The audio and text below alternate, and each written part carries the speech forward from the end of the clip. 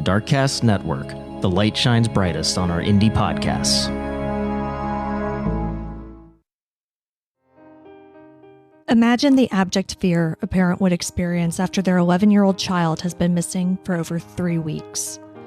No one has heard from her. No one has seen her. You'd be climbing the walls, right?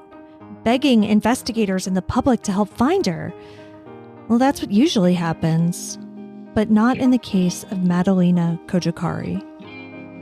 Madalina went to school as normal on November 21st, 2022, but she didn't show up the next day. Or the day after that.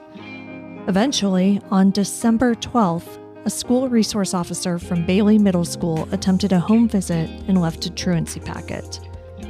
It wouldn't be until December 15th, over 3 weeks since her daughter was last seen, that her mother, Diana Cojocari, admitted to school officials that she didn't know where Madalina was.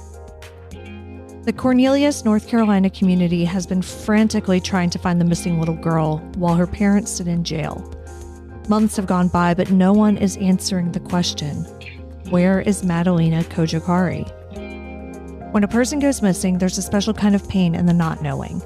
I want to tell you the stories of those who never came home. Today, I want to tell you the story of Madalina Cojocari. I'm Kona Gallagher. And I'm Ethan Flick. And this is And Then They Were Gone.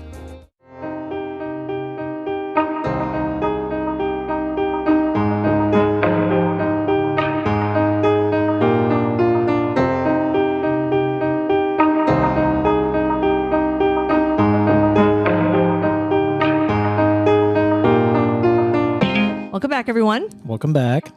Thank you so much for joining us once again. We have Ethan back with us this week. Hello. We are back to normal this week. So this story is really upsetting and unfortunately echoes ones that we've heard before, like those of Oakley Carlson and Harmony Montgomery. A child is in the care of her custodial parents. She disappears and they fail to report her missing in a timely manner. But this one definitely takes a twist that the others don't.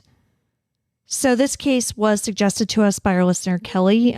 She used our new case suggestion form that I have put in our show notes. And I decided that it would be a good one to cover, even though it's so recent, because after looking into it more, because I've been following it from the beginning, but I was unaware of the most recent developments in it. And so this definitely does seem like one that needs to get out there more and kind of needs more eyes and ears on it in hopes of getting more information, because I think this one is one that we will get answers to.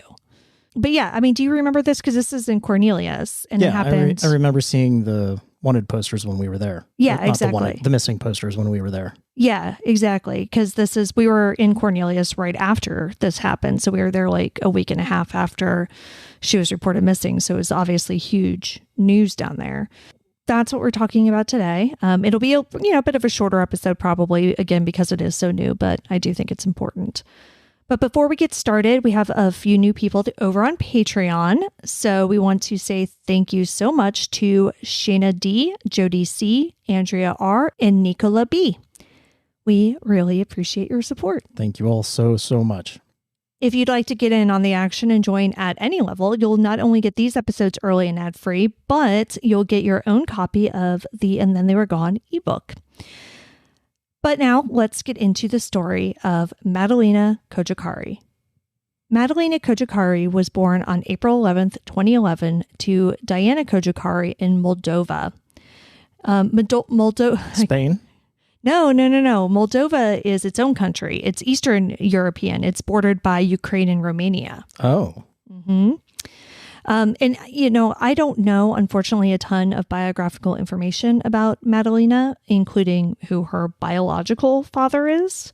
I do know that Diana was married at one point, but from what I've read, and this is unconfirmed, it seems as though Madalina wasn't born during that marriage. She was born from a relationship after that marriage ended, but she was born in Moldova. What is clear is that Diana was looking to change her life after her daughter was born in a variety of ways. People actually dug up clips from a Moldovan weight loss reality show that Diana went on. Oh, wow. Yeah. And so, I mean, it's all in Romanian. And so Sure. but I've watched a couple of the clips, and it's like, the typical B-roll of like, telling the story or whatever. And it shows Diana and Madalina, who's like 2 years old at the time, playing in a park together and, doing stuff like that. After that, Diana set her sights on America. I don't know exactly when, but at some point she met mechanical designer Christopher Palmeter online. Though he was 22 years her senior, they married, and Diana and Madalina set off for a new life in the States. 22 years. Yeah. So actually almost 23 now. So I think at the moment he's 60 and she's 38. Wow. The new family settled in Cornelius, North Carolina, a suburb of Charlotte. Cornelius is a beautiful, well-kept, like upper middle class, I would say, town. And it's home to executives and retired athletes who are drawn to its proximity to Charlotte and the boating offered by the nearby lakes, including Lake Norman and Lake Cornelius. Accounts of Diana and Christopher's relationship differs depending on what side you speak to. His friends paint her as a, manipulative and jealous woman who was jealous of everything that Christopher does for her daughter. Diana's family, who remains in Moldova, says that Diana and Madalina seemed happy with their new life, but they also said that Christopher was controlling and didn't like for Diana to speak to her family. Her father said that she would mostly call when Christopher wasn't around. Yeah, that's not a good sign. No. What is certain is that by the end of 2022, the couple was not in a good place. They frequently argued, and these arguments directly led to what happened to Madalina. The question is, in what way?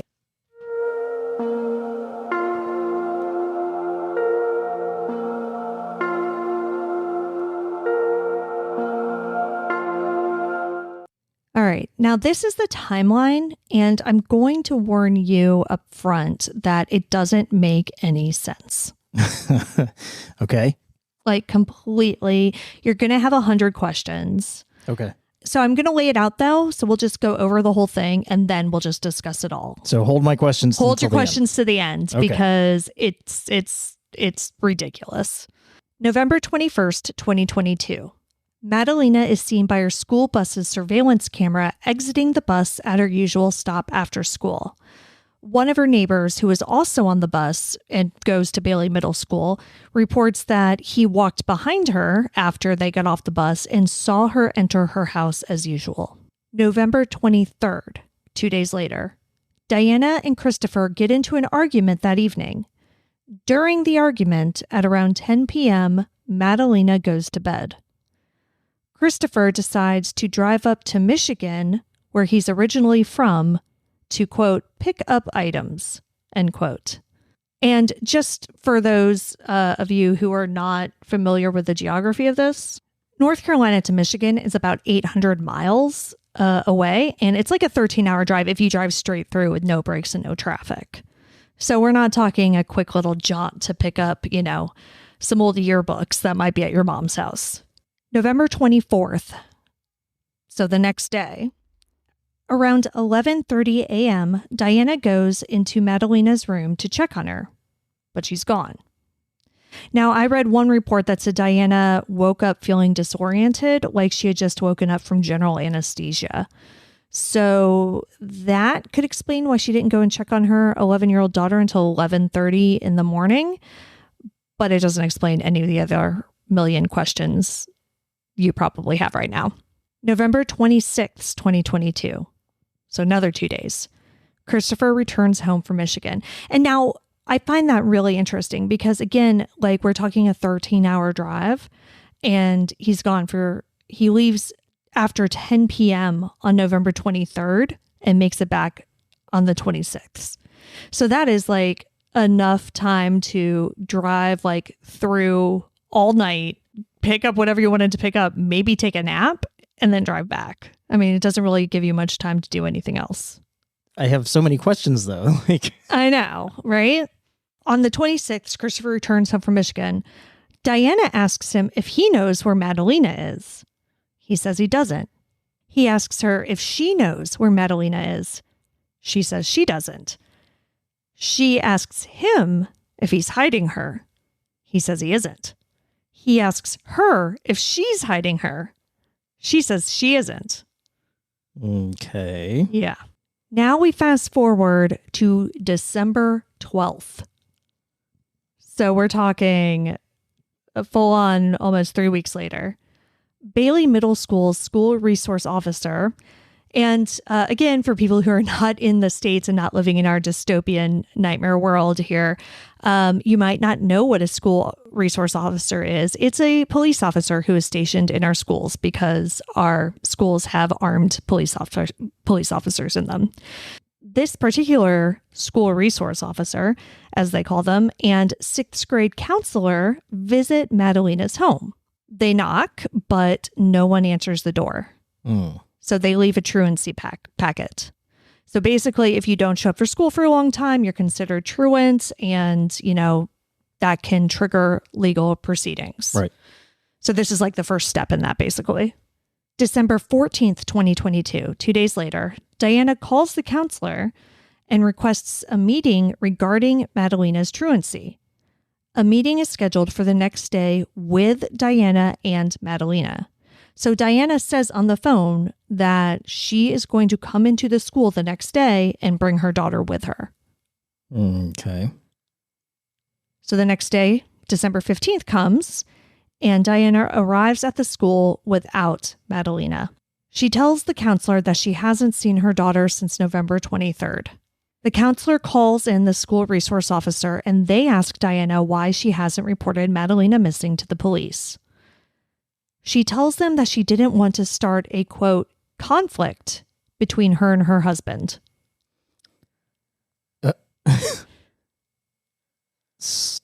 What? Yeah. She didn't want to fight with her husband, so she just said, oh, well, my kid's missing? I guess. So then they called Christopher in because they're like, okay, well, obviously we need to talk to this husband/stepfather. Mm-hmm. And he tells them like, oh yeah, I went to Michigan on the 23rd and I got back the 26th. And when I get back, she's like, oh, I don't know where Madalina is. And this is what's crazy. I mean, all of it, but this is what's even crazier. He also tells them that despite the fact that he and Madalina both live in the same house, like, you know, the marriage, like they weren't separated, you know, nothing like that.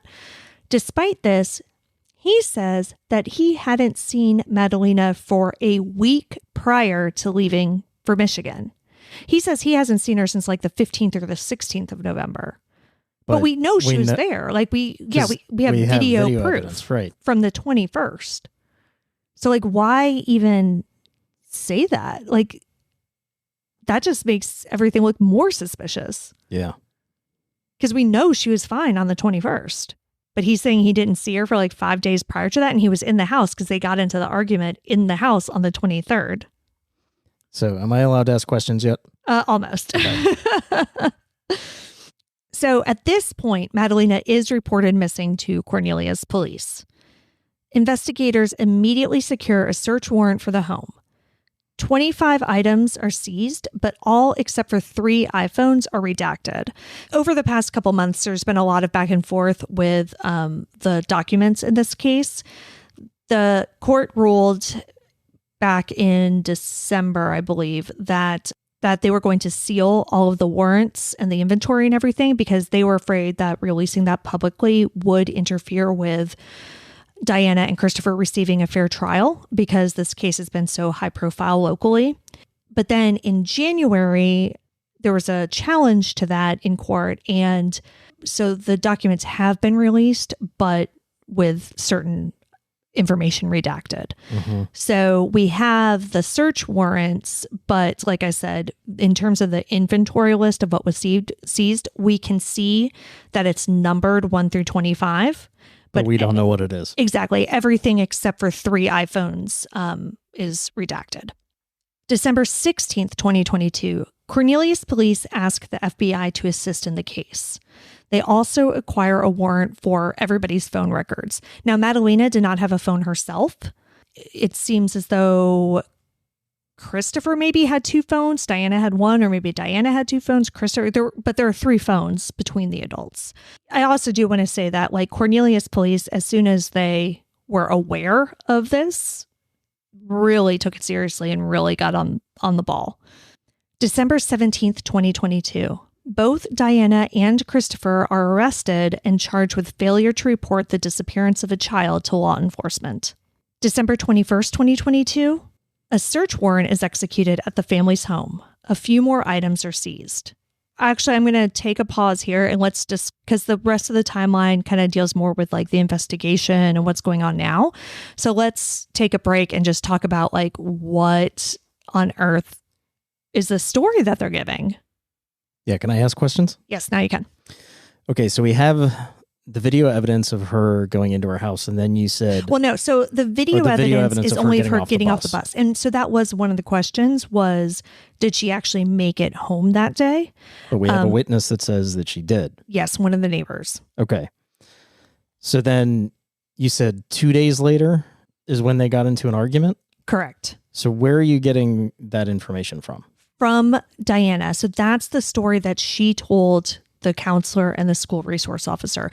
But what I find interesting and confusing, number one, is that the 21st, the day that she was last seen, that Madalina was last seen, is a Monday. Okay. Yeah. The 22nd that was going to be my next question. Is a Tuesday. She should have been in school. Right. And the 23rd, the Wednesday, was also a school day. And then school was closed for Thanksgiving Thursday and Friday. And maybe Monday, I'm not sure about Monday, but at the very least Thursday and Friday. So she, meaning Madalina, should have been in school the 22nd and the 23rd as well, and was not. So much to unpack here.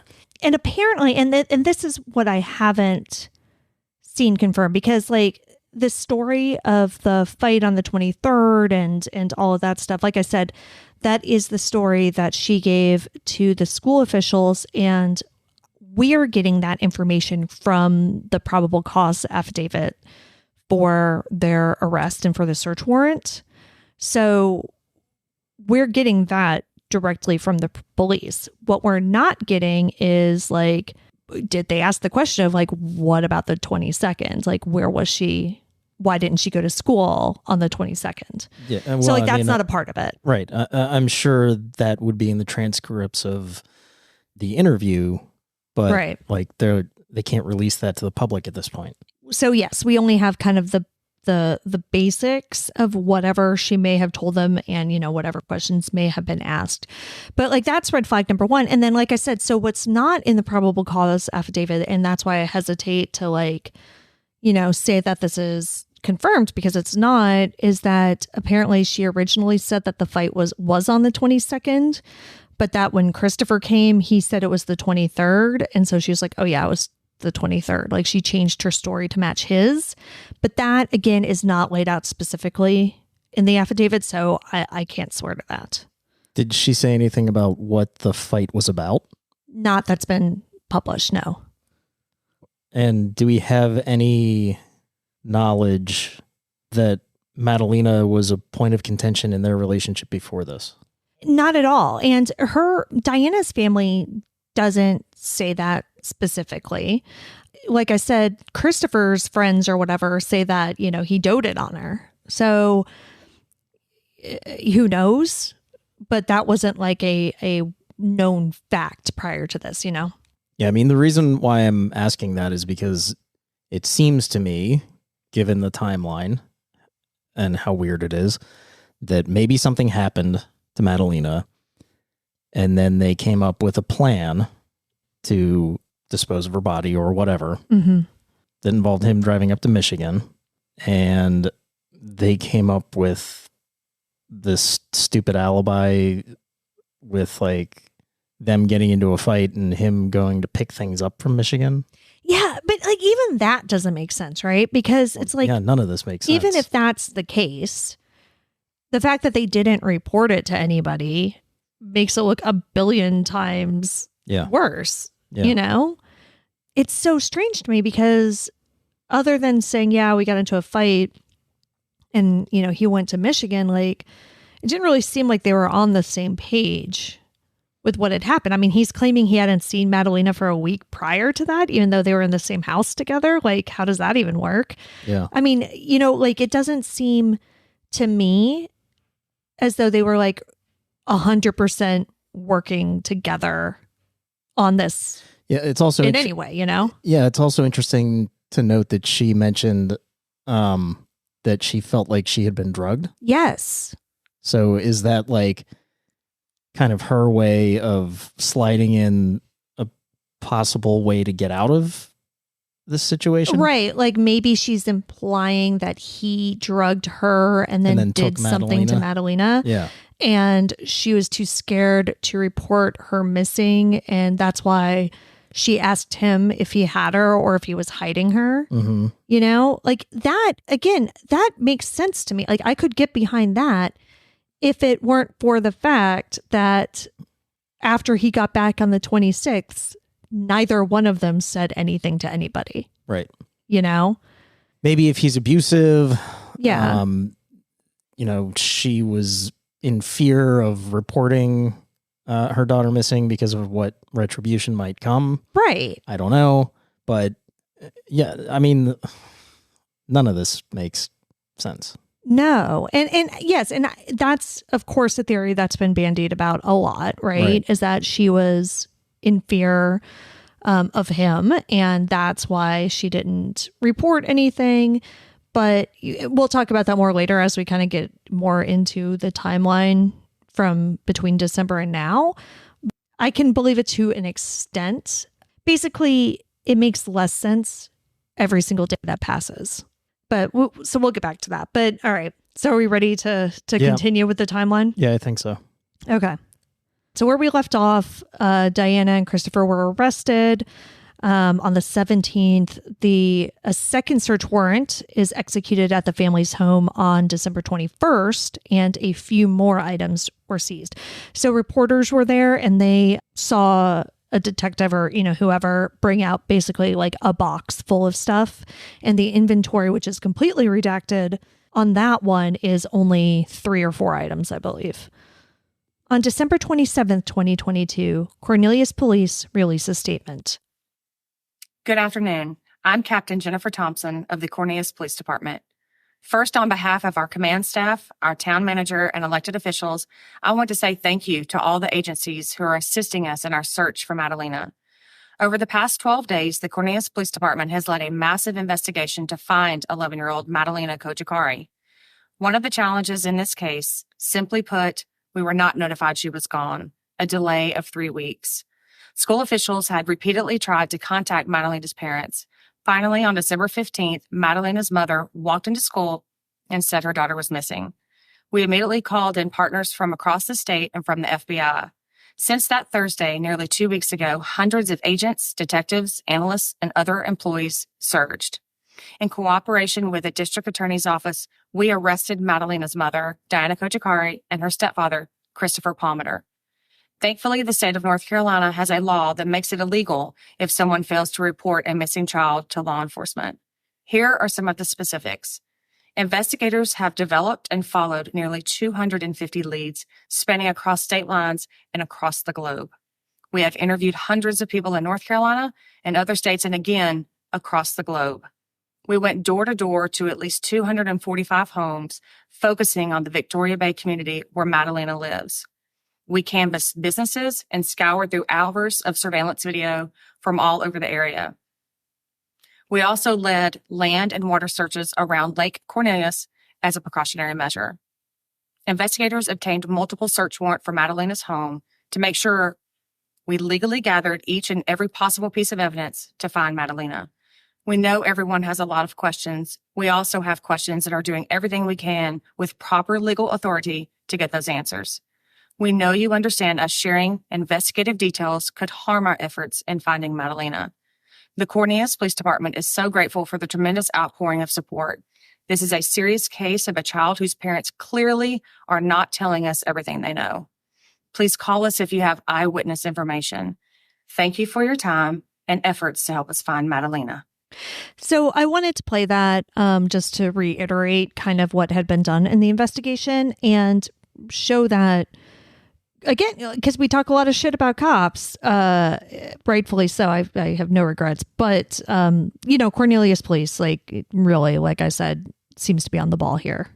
Yeah, for sure. I mean, that definitely shows that, they're working this case as hard as they can. But that statement also really doesn't say anything other than that. Yeah. But it does talk about, the interviews that they've done, the doors that they knocked on, the fact that they have searched at that point Lake Cornelius. I believe that they have also since then searched Lake Norman as well. Lake Norman's a huge lake. It's huge. It's so big. So, I mean, I don't know how extensive that search was, obviously, because it is so large. But, they're not just throwing their hands up. They're doing what they can. And I guess at this point, the parents aren't talking. No, I mean, as far as we know. So on December 28th, 2022, a $200,000 bond is set for both Diana and Christopher, and they're required to surrender their passports. January 6th, 2023, a new lead comes through that moves the investigation to Madison County, about 3 hours away from Cornelius. The tip says that during the 3-week gap between when Madalina was last seen and when she was reported missing, Diana drove her green Prius to Madison County near Lonesome Mountain. Apparently, she stopped in a pull-off area, and a random deputy who was, patrolling or whatever stopped and just checked on her to see if she was okay. Now, I don't know if there was like an official record of this and that's how they figured it out, or if the deputy just kind of put 2 and 2 together at some point, was like, oh shit, like, yeah, I saw that lady. Yeah. But either way, he says that Madalina was not in the car with her. She was alone.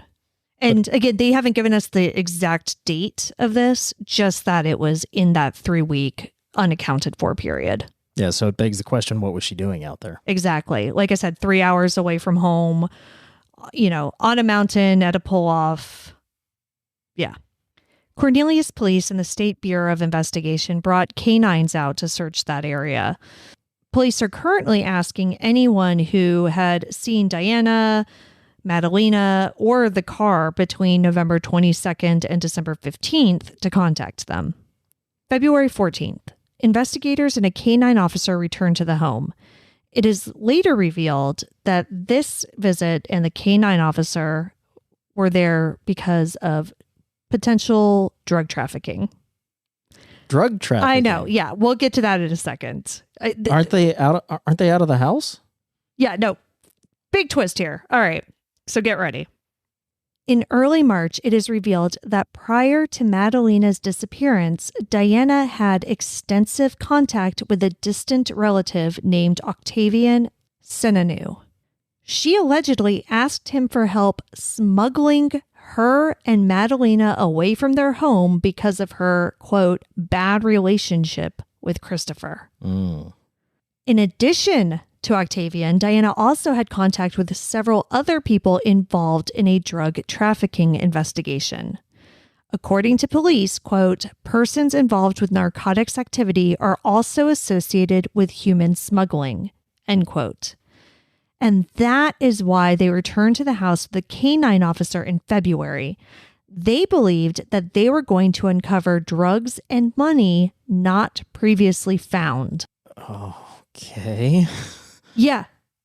Like full on season of The Wire over here. Right. Because from what it sounds like, these like unnamed other people, maybe even Octavian as well, were already under investigation for drug trafficking.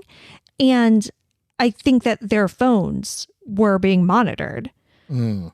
And when they cross-referenced Diana's phone records, these two seemingly completely separate cases converged. This is so weird. I know. So what's more is that police believe that Diana may herself be involved in drug trafficking. So when that canine officer went to search her Prius, they alerted to the driver's side door, the drug dog. Yeah. Police say that they believe the car may hold evidence of, quote, narcotics, drug paraphernalia, and or evidence of trafficking, end quote. So, like, what the fuck? So this is now an international drug smuggling ring? Yeah, and that maybe she used these drug smugglers to smuggle her daughter somewhere. But then why not her also? Right. And so, like, all right, so I have two major problems with this. One, I read, and this is unconfirmed, that among the items recovered either from the Prius or the house, I believe the Prius, though, were Madalina's passports. So I don't know if that's true or not, but that does make it, slightly more difficult to smuggle her out of the country. Sure.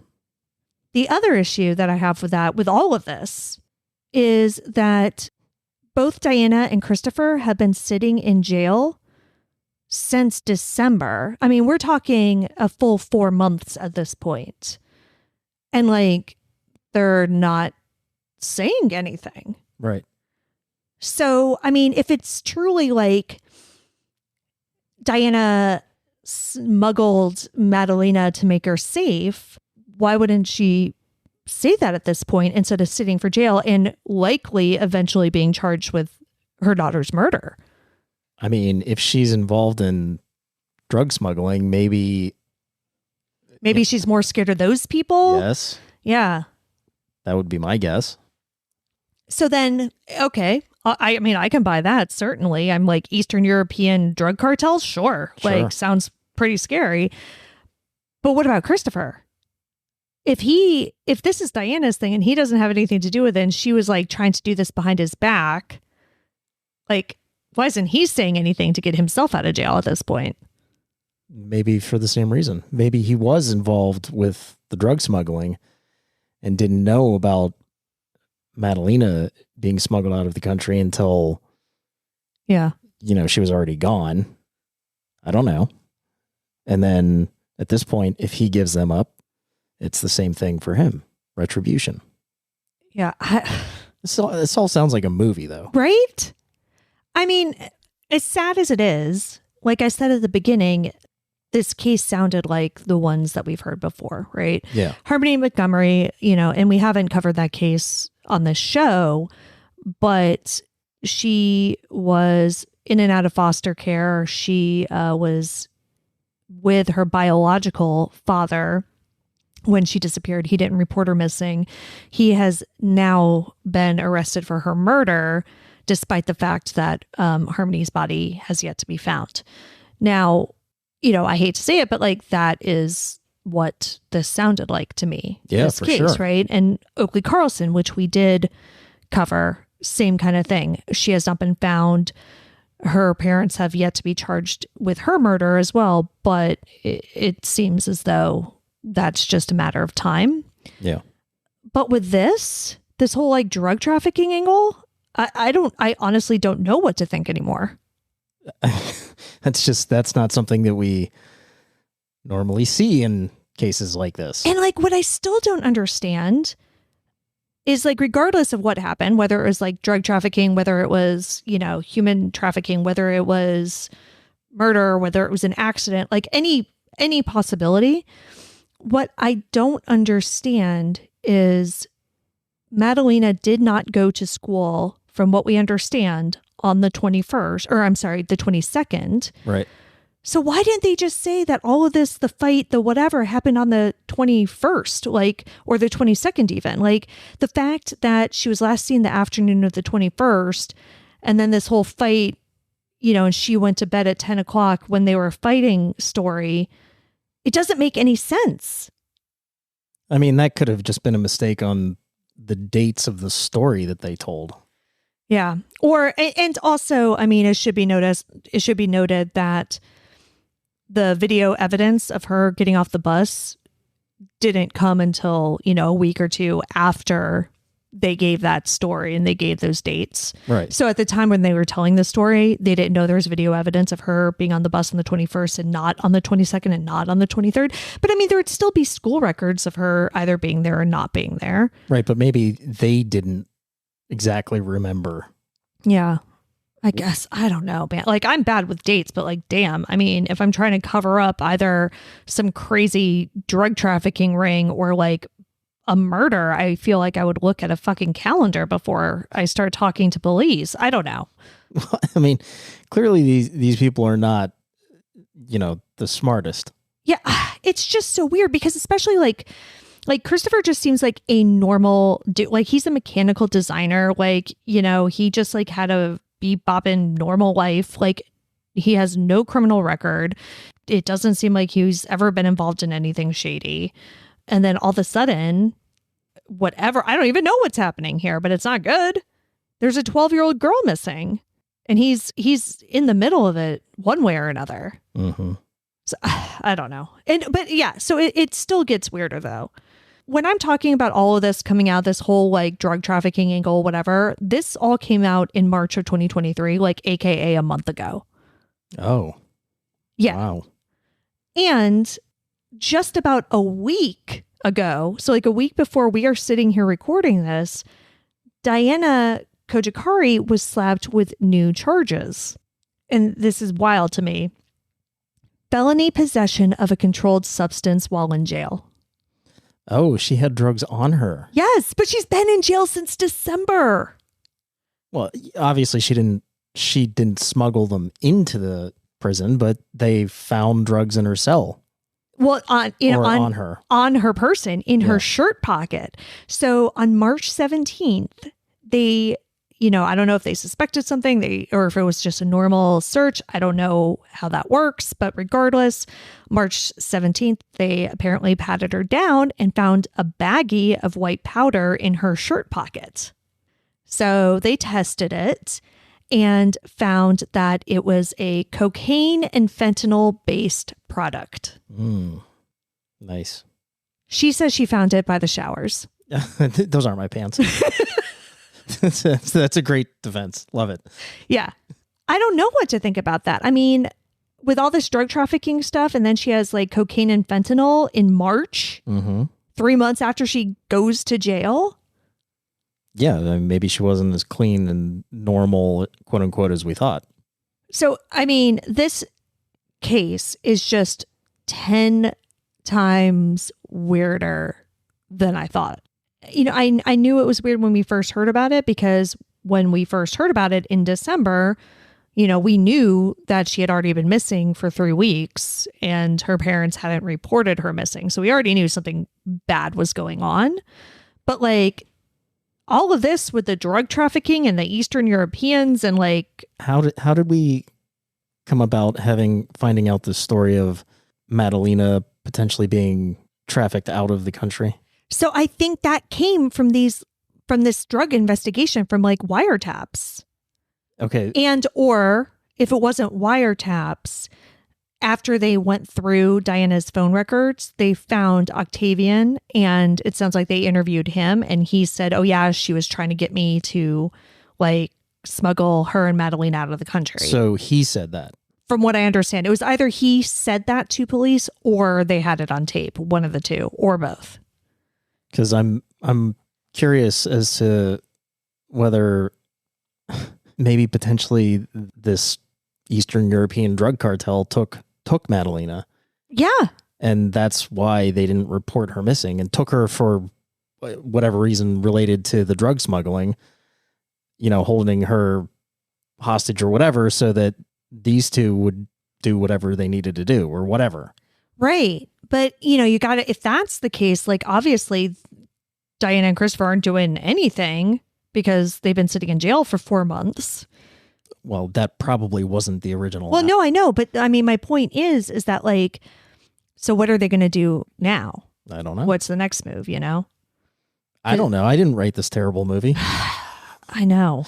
Like this is a plot to a bad movie. Yeah. But within it is this poor little girl. Yeah. Who is just going to school and living her life and eating ice cream and like doing all the things that a kid her age does. And whatever happened to her, I mean, she got swept into something that was not her fault. And is suffering the consequences of, you know, the actions of the adults around her who were supposed to be protecting her. So what happened to Madalina? Like, is she still out there alive somewhere? Could she be safe and hidden in Moldova or even still here in the States somewhere? Did her mother kill her? Did her stepfather? Were they both involved somehow? Unfortunately, this case leaves us with way more questions than it does answers. On April 11th of 2023, Cornelius Police Department held an event to commemorate Madalina's 12th birthday. They have not given up on searching for the little girl. One way or another, it seems as though her mother and or stepfather caused her disappearance. And given that they remain in custody, I mean, I do feel confident that this case isn't going to remain unsolved. I think something's going to break, you know? Yeah, I mean, one way or another, obviously, they're on to something bigger than what they originally thought it was. But the fact that they have evidence of these things and evidence enough to release it to the public. Right. That shows you that they're on to something. Mm-hmm. So I would agree. I think that we're going to get answers to this case, but who knows what the fuck the answers are going to be.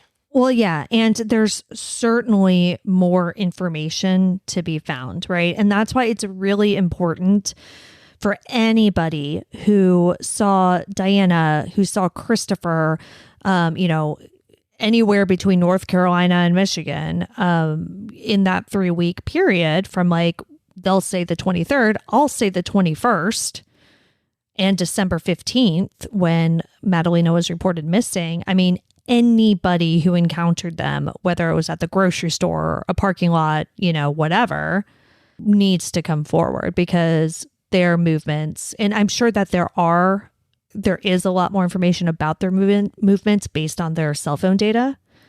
Cell phone data and potentially Easy Pass records or toll road records of some sort. Like right. All of that. Yeah. I mean, the police, I'm sure, have verified that given that he told that story that he went to Michigan. Yeah. Yeah, so yeah, I'm sure that there is, but still, I mean, we still need any person who can, you know, give any other insight to come forward. So that's the big reason why I wanted to cover this, because I feel like even though it's obviously a huge story in the Cornelius area and you know, North Carolina in general, I don't think it's gotten a huge reach beyond that. So I just want to try to get it out there a little bit more because Madalina could still be alive out there. Like we honestly, I feel like anything's possible at this point. Take a look at our social media, at our website. We're going to post the picture of the car, the Prius, you know, of Diana, like all that information. We'll post pictures of Madalina, of course, so that anybody, you know, who may have seen something can contact the proper authorities.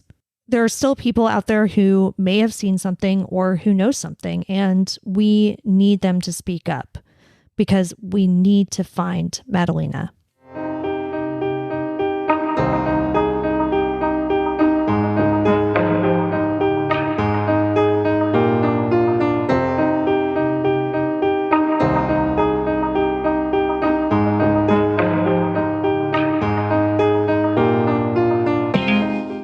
Madalina Cojocari has been missing from Cornelius, North Carolina since around November 21st, 2022. She's a white female with brown hair weighing approximately 90 pounds. She was last seen wearing jeans, pink and purple and white Adidas shoes, and a white t-shirt and jacket. Anyone with information about Madalina is asked to call the Cornelius Police Department at 704-892-7773 or the FBI at 1-800-CALL-FBI. You can see all the sources for this episode along with photos and videos at our website, andthentheywere.gone.com. And be sure to follow us on social, and Then They Were Gone Pod on Facebook and at ATTWG Pod on Instagram, TikTok, and Twitter. If you like what we're doing, please subscribe and consider leaving a 5-star review on Apple Podcasts. It will help new listeners find us, and the more people that listen, the more chances we have of bringing someone home. And we'll see you here next week for a brand new episode. See you next week. And Then They Were Gone is hosted by Kona Gallagher and Ethan Flick. All research writing and editing is done by Kona Gallagher. Theme music is The Stork by Ketsa. Additional music is provided by Kai Engel. And Then They Were Gone is a Little Monster production. Hey, you can do it!